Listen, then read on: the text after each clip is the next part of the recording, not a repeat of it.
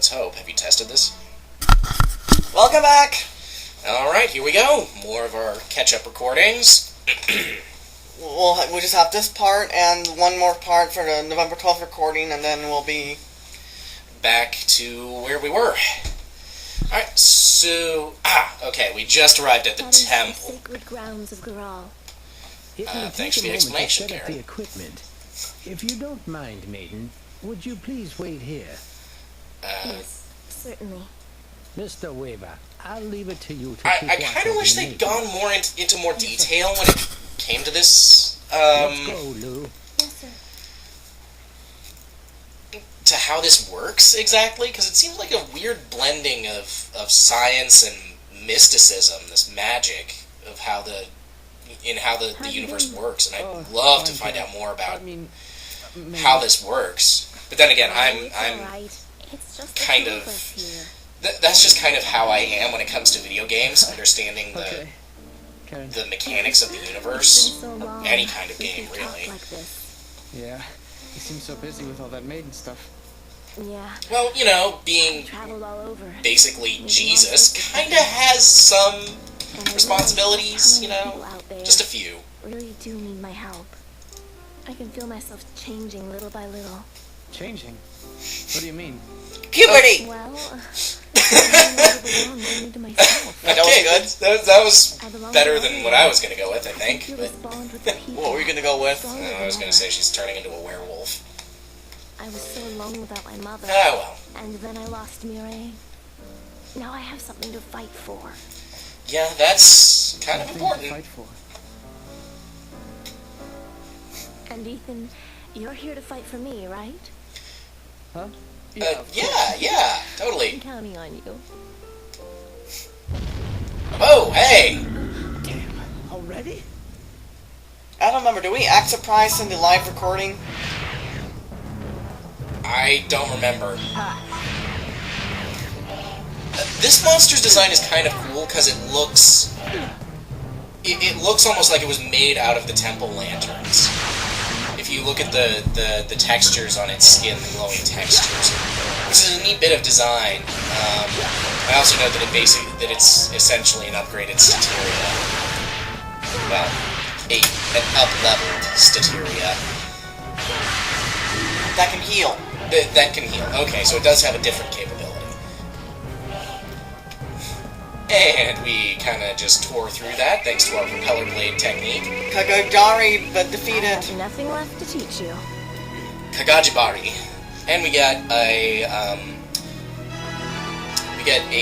rank up in our hunter class, as well as the S rank reward, which is a skill disc, correct? The what? The reward for getting an S rank on that part. What was it? I think it's a skill disc. I think it was Knuckles. Yeah, I can imagine it being hard to move in that outfit. It doesn't look exceptionally practical for combat.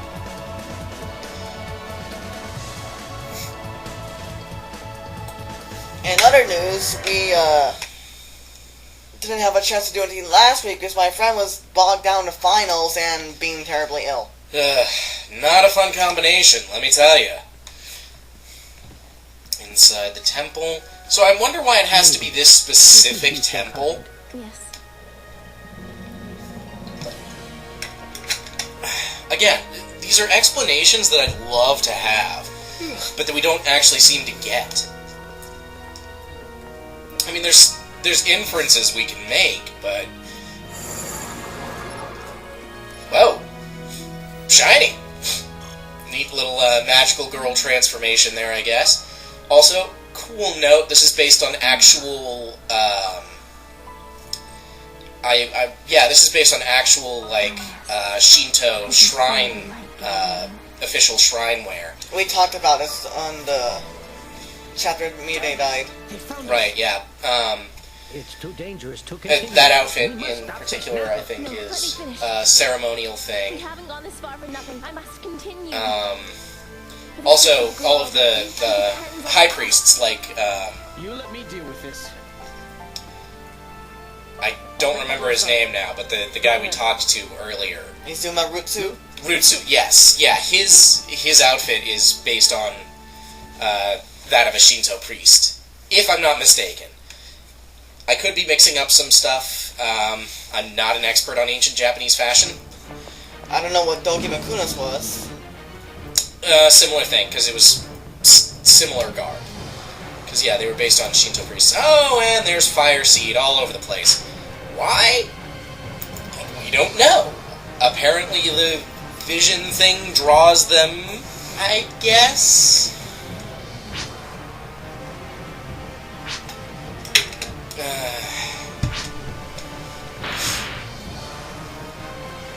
So, here we go. Take on some fire seed and Blue's scanning for something. Okay. Unprecedented speed. Oh, lovely. And we can't let the sacred grounds get infested because that would... As everybody knows, sacred grounds tend to create the nastiest dungeons. You know, as much as we all hate Lou, she comes in handy. I don't hate her. Or annoyed by her. I wouldn't say I'm annoyed either. Right? As much as Ethan is annoyed by her. Okay, there we go. That's a bit more accurate.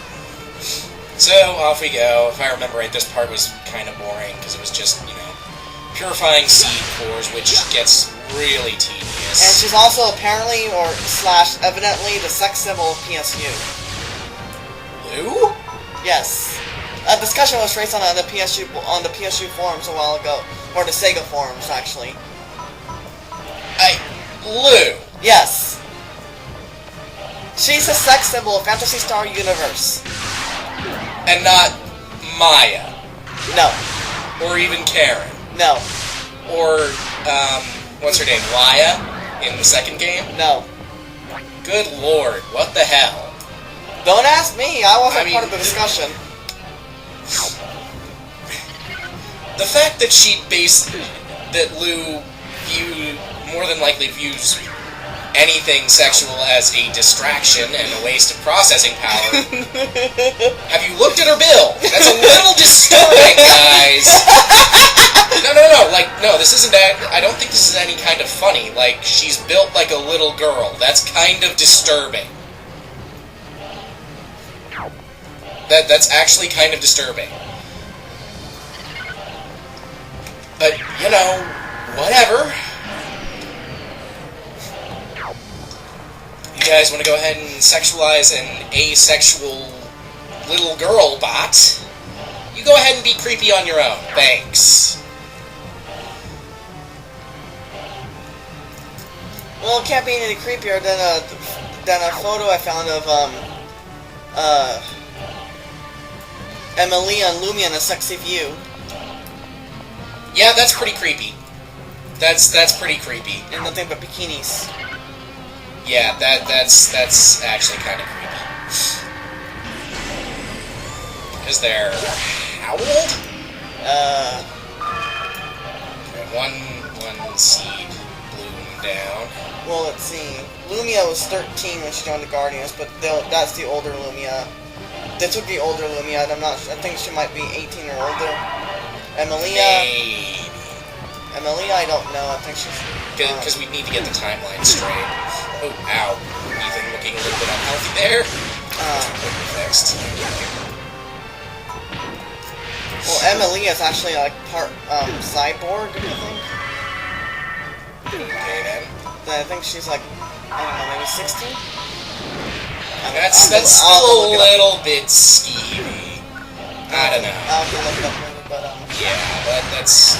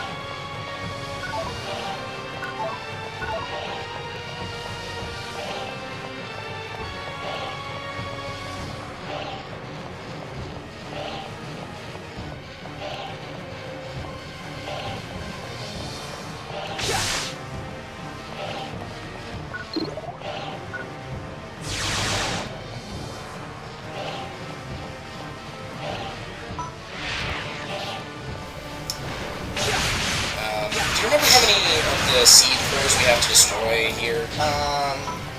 So it was something like 4, wasn't it? 4 or 5? More like a gajillion. Oh, yes. Clearly. No, I think it was 5, maybe? I don't know. Okay, I mean, that sounds about right. Because there was a ton of seed things. Also, one thing I'm kind of curious about is, clearly the ground is obviously on fire in certain patches, or, like, melting. Why are they, like, why is it not burning the characters? I mean, there's some bits that are, clearly, but, like, that patch there, shouldn't that be extremely uncomfortable? I don't know. And I might end up... Might have something to do with the line shield technology, actually, now that I think about it. Alright, here's the other one. And...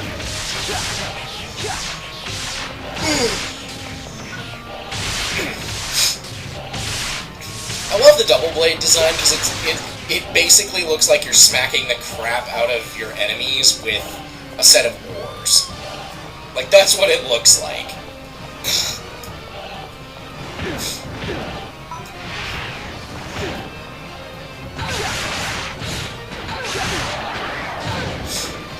You know, actually, thinking about it, I wonder. Excuse me. Still got a little bit of the cough left over. Anyway, I'm wondering, because clearly, like like we can see all of these photon blades on your gear, and they don't use any. The only blunt weapon is the knuckles, but even those have the photon edging so that they can do lethal damage. I'm wondering if the staves and rods that we see, because those also have photon blades, can those actually inflict physical harm if you hit something with the blade end? I guess. Well, I mean, or is it just a channel through which you use the techniques? Well, you can still smack people with it, whether it hurts them or not, I don't know. Well, yeah, I mean, obviously you can just... I guess what I'm asking is, can it be... Is that an actual, like, edge on the weapon? Or is it just, like, a display? Probably the latter, if we're going by PSU standards, I don't know. I mean, you know... The other thing I'm wondering, because we clearly saw Mirai in the opening of the game use a technique without a rod or a wand or staff or whatever. I can never remember the terminology. Staff are one-handed, rods are two-handed. You'd think it'd be the other way around. Anyway,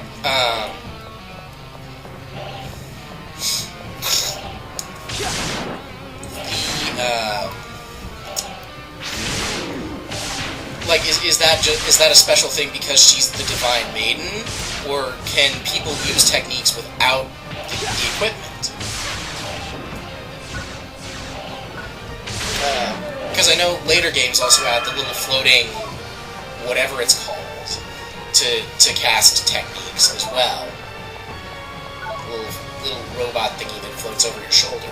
TC something. Yeah, little bit thingies. But is that a thing that... I guess I'm asking if, like, is it necessary, or can people just use techniques on their own without the gear? Or even, is that something that only Newmans do? Which would kind of make sense, considering they're designed to be the technique users. The gear probably just makes the technique stronger, I guess. I don't know. Right, maybe it's like an amplifier, or because it's the photon point, because they have the photon point gauges, but player characters don't. Maybe that's what the wands and such are for, is to store the photons necessary to cast the abilities. Which would make perfect sense to me. Again, I'm a world-building geek. I love figuring this kind of stuff out.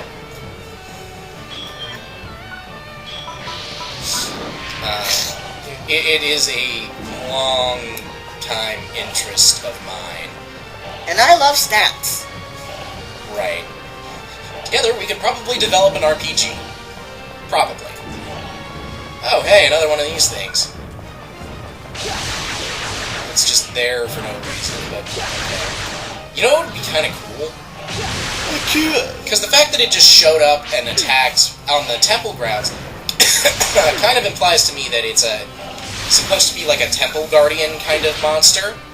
It would be really cool if that thing showed up and started attacking the seed monsters. Rather than the player. And it's okay, but or maybe it finishes off the seed monsters first and then attacks the player. If it's a guardian, why is it in this particular area nowhere near the temple? Because the seed invasion woke it up and it's attacking. It's supposed to be attacking the seed things, but I don't know.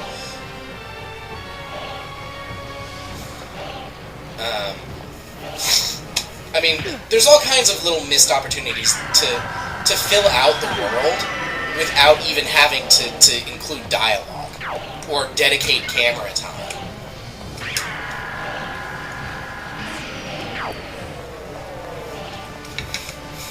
You know?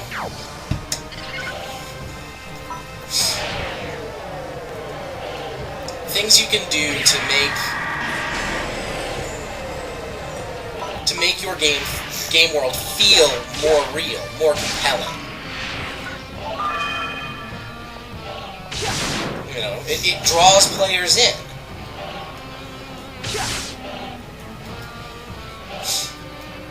It's an excellent technique.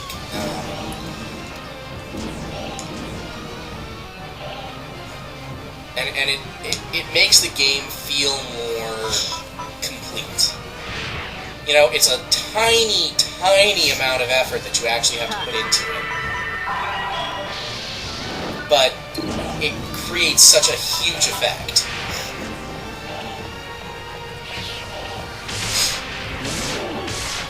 Well, okay, I say tiny amount of effort. Nothing in a game is tiny when it comes to development. I mean, comparatively tiny. We're coming to the end here. Oh, so we are. Well, we will join you in the next segment.